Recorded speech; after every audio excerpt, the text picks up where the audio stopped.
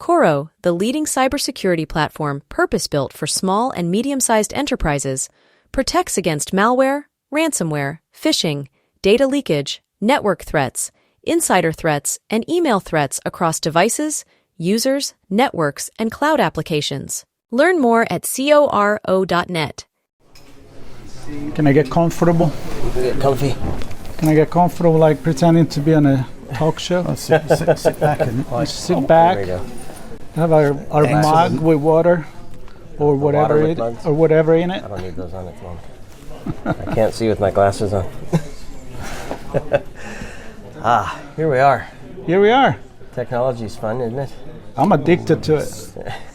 I'm addicted to that, to the AI, to any blinking light I see, I'll just follow it. Like we're messing with physical technology and digital technology, trying to get it to work. Sometimes I blame the cables for this stuff. I think you gotta blame your head. You blame me, I know. You like to blame me. It's a human thing. Ian was blaming me too. Who is this person in the middle here? Oh, you're me. He's falling asleep. No. He's like I heard this before. Well, Sean, let's make a proper introduction here where we are, which is clear. Yeah. Infosecurity Europe. Well, Ian and I are. You're in the black hole, it looks like. But, I'm not sponsored. I'm not sponsored. You don't want to. It wasn't long enough. Yeah. No, we are in London, and it's a great event every year. A lot of people. The hall is bigger, it seems. More vendors, more people, much more spread out. And I hear the conversations are good. I know we've done quite a few already before, talking about ransomware and cyber insurance. We're going to have more chats over the next couple of days. I'm thrilled, though. This guy, Ian Hill. Thank you. When was the last time was it 2 years ago? About 2 years ago. Yeah, we had a good chat, and we didn't believe we existed each other. No. Well, when I got here, I just need to make sure you weren't a deep fake. That's right. I am fake. I'm not deep. I'm very shallow. So Ian, I know you had a keynote this morning. You have a keynote tomorrow, if I'm not mistaken, and lots of fun conversations you're having on topics. And I know we put a few bullet points together. We'll see where we go with those. But for those who didn't listen to our chat 2 years ago and haven't heard you or seen you speak and don't know who you are, maybe share with our audience what Ian is up to at the moment. So if I remember rightly, when I was talking to you the last time, I was working for a company called BJ Insurance. Since then, I was Director of Information Cybersecurity for Up Corporation. That's right. Which was a very fascinating story because Up Corporation was owned by sanctioned Russians, and so the UK government decided that they must sell Up Corporation after doing a very intrusive security audit to evidence that there hadn't been any infiltration or anything like that. So I was on the receiving end of that as Director of Information Cybersecurity, so I had to sort of see all that all the way through. It all went relatively successfully. Up got sold to Virgin Media O2. I was out of a job, done the job. So I'm now working really as an advisor and consultant, so part of a collective, we call ourselves, of sort of senior security people who sort of work together and do advisory and consulting. That's where I am at the moment, so not a full-time job, and I get to turn my phone off at night.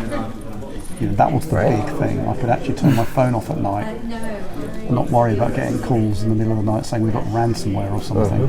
Which I've had those before. Yeah, I'm sure. So you had a talk this morning on AI. Yeah. And tomorrow's talk is AI as well. Look at that. I wonder what the buzzword is this year. Infosecurity. I don't think AI was part of this conversation. You can't get away from it. It was quite fascinating. It was really good this morning. I had some good questions.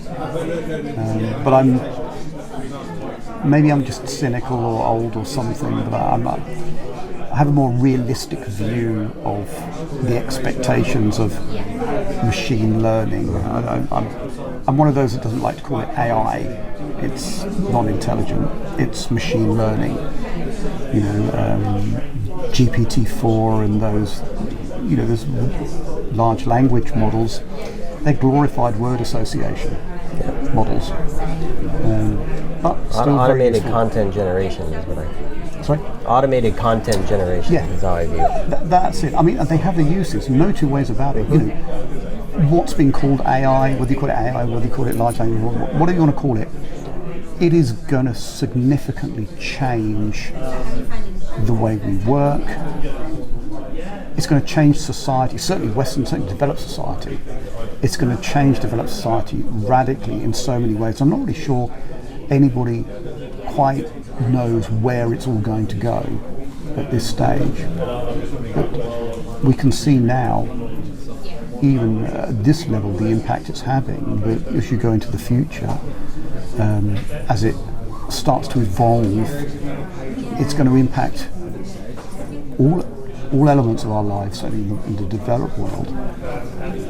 It's just the nature of the beast. Yeah. So you said we don't know where it's going, but we're going to all jump on board anyway, because it looks fun. It's a trip we want to have, and I think it's very human to do something like this. We've done it in the past. I mean, any innovation, we don't look into the future, we don't know. Yeah. But this time, we were talking a little bit before we started, is different. When we talk about automation from industrial revolution perspective, reallocation of jobs, this time you said it's different. Elaborate on that. It's interesting. I had this conversation this morning because a lot of people compare, particularly in the context of the concerns about, AI is going to cause job losses because it's going to replace jobs. Yes, it will. Absolutely will it. And I had this conversation this morning and said, well, isn't that just the same as the Industrial Revolution or the Agricultural Revolution, where machinery, replaced humans in doing a lot of manual work and things like that. But AI is different because AI is actually replacing our thinking, our creativity. So back in the Industrial Revolution, yes, you've got or the Agricultural Revolution, yes, a tractor could replace X number of men or women with horses and ploughs. But that was a very specific, and those people went on to do other things, admittedly, because there are other things, other industries and other work that they could do. But where AI is so different is that it is going to be inventing and creating and replacing things that we would have naturally moved on to in a traditional sort of agricultural revolution pathway, if that makes sense. Yep. So, when you look at AI, I keep using it. I'll still use AI just for the point of it. AI writing books now, creating pieces of art, creating music. Now we've got people using, ChatGPT to write management reports, to do their homework, to do, all sorts of things. They're not having to think for themselves. The machine is thinking for them and telling them what to write. That brings this whole philosophical question, highly concerning, that it has the potential to null or dumb down our abilities to learn and create, because we don't have to, because there's this thing that will do it for us. Yeah. Well, I dabble in some music, and Marco and we just got some new technology that allows us to create some music. He has his own, I have my own. But I was messing around with some lyrics, and for a split second, I thought, should I get some assistance in the lyrics that I wanted to write? And two things immediately happened. One is no, because I'm feeling the lyrics that are starting to come into my mind. And two, I didn't want to not be authentic. I didn't want to be authentic. And I think, and I don't know how this plays out in all of business, but I think we've had a lot of conversations where humans will want something that makes them feel that there's a connection to it.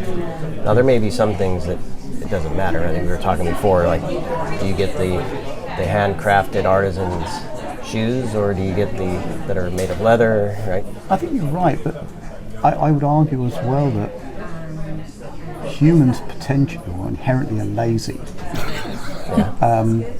And why do it yourself if you can get something else to do it? Why think for yourself unless you can do? I mean, it's not all. I mean, being very, very generalistic. It's very unfair, very generalistic. Well, that's another point. Everything's generalistic. If what's good enough, right? Yeah. If it's good enough to wipe everything with that one. For the majority, it may be good enough, and then there's still going to be the artist that is going to want to do that. But you also said before, and I'm kind of thinking about that because I've always said, money is the real evil in general. Right. But you also pointed out that money is what is driving all this transformation, and maybe when it's a business, we are okay to settle for something less crafty, less artisanal, and you pay a premium for that eventually. Mm-hmm. And for the mass production, we're just going to lower the standard. Well, and yeah, I think there's a very valid point there, because it is the nature with all these technological developments. The primary driver is profit and money. So how that profit and money is achieved, even if it's, compromising, it's about money. We're going to go there as a society. Yeah. And that will take us. So we will be led by the money. And when you look at who owns OpenAI, the Microsofts of the world, they have vested interest, they have shareholder spleen, they have profit to make. So they will, monetize as best they can all of this technology in their interest to make money. It's an interesting one. As a provider of the services, and then obviously there's the users of the services to provide their own services that are enabled by them. Yeah. I'm wondering, I gave an example of music. You have your own example if you want to share it, where you've used a large language model to help with something. But I'm interested in what the conversations with business leaders sound like. Because I think when we say money, there's revenue generation, there's cost, there's the profit, and I think it can touch all of those things, where mundane tasks, where we don't need a level of quality or artisanship, whatever, creativity, we can reduce costs, right? Yeah. In other areas, we might find ways to innovate and create new things that we weren't able to do without, or at least at scale. And then I think in the middle is where everybody's going to kind of battle it out. And if you're not using AI, you might lose out on things. Or because you're not using it to cut costs, you're not using it to... I think what's happening is, we were talking about, I think the bar, AI is slowly raising the bar as far of the levels of skill and capability that it replaces. We're here at an information security event, and obviously using AI tools from a defensive perspective to counter what almost certainly will be AI-based attack vectors. We are seeing more and more tools being developed that can. And this is part of a necessity. I was saying this morning at one of my talks that as the threat actors get more involved with using AI tools to enact attacks, the human response is just not going to be fast enough. The old school days of SOC scene, where you got a bunch of analysts sitting in front of screens waiting for something to pop up so that they can react to it, by which time now it's far too late. You need machine learning, lightning fast machine learning, to predict and react to events before the human even knows about it. And as this evolves, the need for cyber analysts, I predict, is going to become less. You won't get rid of cyber analysts altogether, no way. But you won't need so many cyber analysts sitting in SOCs, watching their SIEM system and doing the sort of the level 1, possibly the level 2 type tasks, because the machinery will be reacting and doing that all automatically as it evolves. And there is this argument that says where you potentially will end up is effectively a war of the machines. You're going to have threat AI systems battling with defensive AI systems, each vying to get one up on the other. And I think that's a reasonable argument that will evolve. Yeah. So here's what I'm thinking. It's like when I talked about on my show, the Finance Society, about application of AI in medicine and healthcare. Yep. And the point there is that when you do a tunnel task, when it's focused AI on a specific task, like it could be in automation, in this case detecting ransomware, it does an amazing job, and it does it better than, it doesn't need to be creative, right? You just need to have the data, and based on that data, this is the diagnosis for your disease, or this is the potential cure. Then there could be the person, the doctor, that can dedicate himself to, or herself to, more complicated things. So that's great, because we're missing people there, right? And so I see a parallel with what you're saying now for Infosecurity. Like you can automate, and in that case it's very, very useful. So I think we need to make a distinguish between AI is bad for the future, AI is good for the future.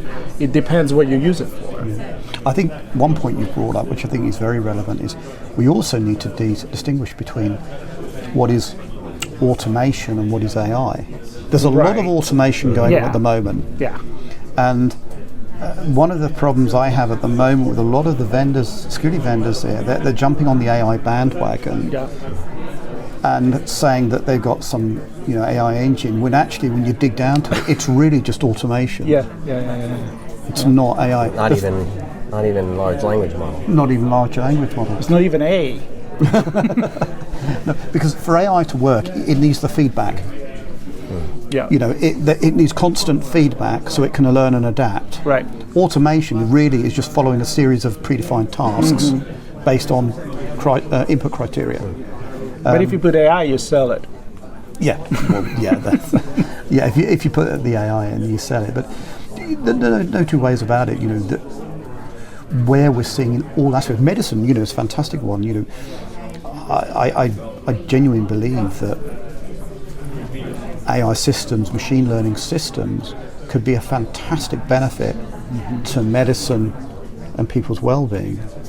But then you have to be careful again, because it's that old profit thing. There's an old saying, I saw it crop up every so often. I think it goes something like that.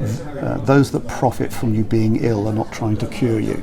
Right. Yeah, perpetrating the problem so that you can keep selling things. Yeah. And I don't like to think that way, but I hope that we're not like that, but I know we are. So it's all right. And AI will just be fed into that same equation. Right. But as I say, it is going to make a huge difference to all aspects of our lives. I live in a rural community. When you look at the automation now of tractors and things like that, I've started seeing they're now producing AI or machine learning capabilities in tractors and agricultural machinery, whereby just drop the thing at the field and let it get on with it. And again, you could potentially envisage a second agricultural revolution where the AI takes over the farming and food production. Where I think this gets really interesting is because we talked about the Industrial Revolution, where innovations in farming were dedicated to farming, and yes, maybe some things started to reach out and affect some other industries. But when we look at the innovations in farming now, especially with AI, it's using technologies that are touching all other types of industries. So we're talking about tractors that, in order for that tractor to be set off in the field and do its thing, it needs to know where it is. It has to connect to the GPS, right? Satellite tracking what's going on, where's the field, what crop is it, right? It has to be fed a bunch of data. It's using analysis from weather reports and things like that for when it should start to take off. I guess my point is the spread of the technology is cross-industry, cross-sector, each one leveraging innovations and knowledge and learning from the others. And so I love your perspective on this. So we're also talking about scaling, automating things, right? Taking the human out of it, or enhancing the human to scale and do things better, faster, larger. And so, sorry for the rambling, but to cybersecurity specifically, do you think we've been kind of focused on the 80-20 rule? We're tackling 80% of the problem with the technology we have now, and the threats are really focusing, or at least attacking us at the 20% where we haven't been successful in protecting ourselves. And is AI a way for us to kind of scale out our protections and our mitigations and our response and everything? I think absolutely. I mean, if we look at the classic attack vector being phishing, we know that AI, I mean, there's a lot of evidence that AI systems or LLMs are being used to generate phishing attacks. We know particularly from very, very strong evidence published recently in a defense paper that the Russian threat actors are using the likes of ChatGPT to create more convincing phishing emails in English, which is not their natural language, because a lot of the time, you know, because it's not their first language, there's certain nuances in it in these emails that don't feel right. So they're using these AI or LLM models to write much more convincing phishing emails. And at the same time, on the defensive side of things, you know, using large language model, AI, whatever you want to call it, to detect phishing emails, it's going to become more critical, because as they get more convincing, you know, you're going to need that layer of defense, something that's reading them and doing cross-referencing and checking and things like that before it even gets to the human, because the human very much is the weak link. You know, we still, you know, the number of successful attacks as a result of somebody clicking on a phishing link or what have you is still way, way, way too high. But using machine learning capability to learn the nuances of phishing emails and understand,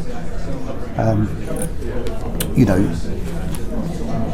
particularly spear phishing, things like that, you know, trying to understand the nuances of how they're worded and what they're asking for, what they're saying.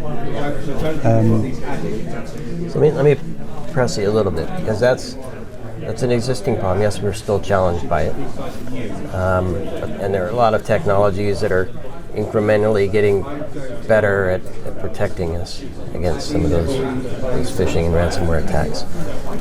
But that's still an existing challenge that we face. And I guess I'm wondering, is there something big that we'll see, a real revolution in cybersecurity? That I'm asking you to predict the future a bit here. Well, you could use AI for that if you want. Well, you say that interesting. I've been, there's some interesting work going into a concept called causal AI, which is future predicting. Give them enough information and a powerful enough capability, being able to predict create a probability prediction on future attacks and events and things like that. But that's a whole different subject. But I think where the problems are going to be, when you look at so a problem that is evolving is going to be all around this whole deep fake misinformation, malinformation. We're getting to a point now where we just don't know what's real or what's fake and what's real. Where it's almost like I was semi-likening it to the Matrix trilogy, in that the internet, the world that we live in now, obviously, the virtual world, we're losing a sort of grip on reality, if you like, because it's becoming harder to distinguish between what's real and what isn't real, what's fact and what's fake, what's real, what's unreal,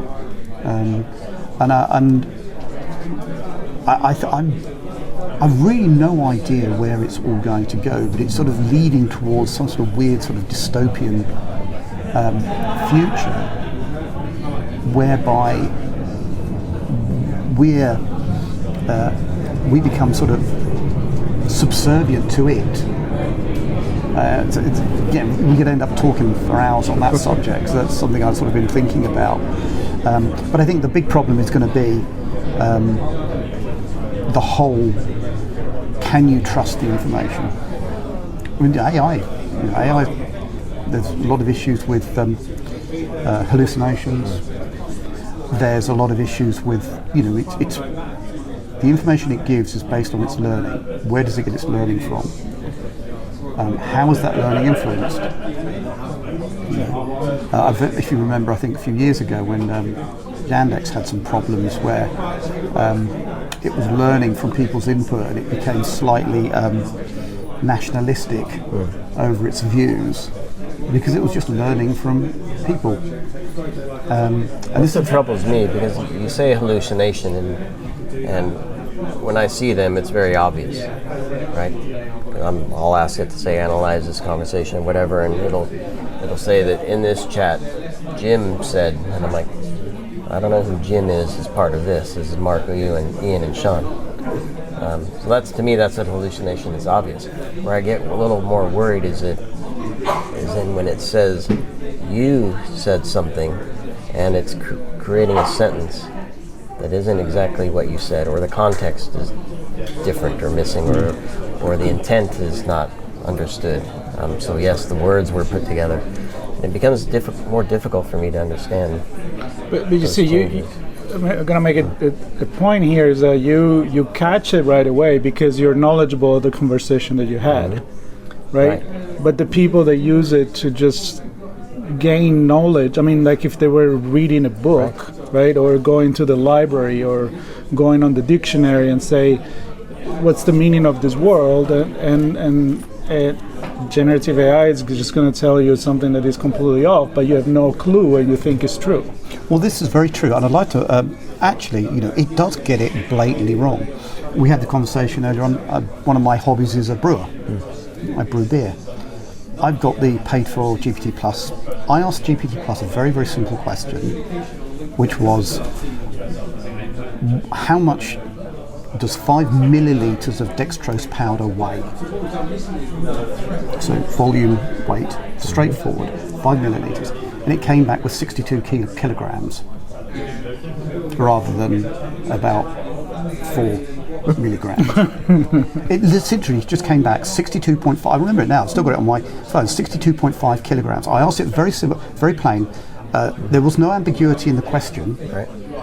5 milliliters of dextrose powder. How much does 5 milliliters of dextrose powder weigh in grams? Came back 62 kilograms. And that's weird because that's actually a fact. That's math. That's conversion that you expect a computer, not even an AI, like a computer will be able to do. What was it fed that gave it that that's insight? Right. That's the point. It's like when sometimes you find that it wasn't not too long ago that said that, I don't know, they come up with something completely wrong, and is telling people to eat pizza with stones or making cake with glue, because it was something where some people were just making fun, but he didn't get the nuances that it was somebody being sarcastic and funny, and he get it as, if it's on the internet, it must be true, and then he's regurgitating it to everybody. But isn't it dangerous though? Oh, yeah. If you blindly believe everything that comes back from GPT-4, my little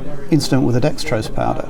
If you were using that, say, to calculate a medicine or something like that, or a chemical that you were doing for an experiment, things like that, and you blindly accept the answer, you could have all sorts of problems. Bad beer. A lot of bad. That's But you know, a big problem. the answer there, and maybe that applies to cybersecurity, to go back to that, is that I think you need to create a knowledge base that is vetted for this kind of things. You can't just ask everything. It's not a generalistic. Validators. No, I mean, I like the search engine, for example, that they just consult academic paper that are verified, and that's the knowledge base that they get, right? It doesn't get the knowledge base of somebody that just made up with a joke article. So you just, again, you give proven content that is true. Otherwise, it's going to put garbage in and going to come garbage out. You would say that, but yes, I mean, to a certain extent, there's the proven academic papers and things like that. But my concern is because AI is going to be such a big part of the future, who controls the AI controls the future. This sounds very George Orwell right now. Very, yeah. So those that own the AI, OpenAI and all their sponsors, and what influence could be exerted on AI, political or otherwise, to can bias control the masses, to bias its answers that are, and this is because this goes back into the whole philosophical, question, that people's interpretation of the truth very much depends on their own ideologies and biases and context and things like that. Same thing with AI. Those AI systems, those machine learning systems, will learn from the input they're given. If you manipulate, I wouldn't use the word poison. I mean, that's we often talk about poisoning AI, but just subtle influences on the AI could have potentially a butterfly effect through it.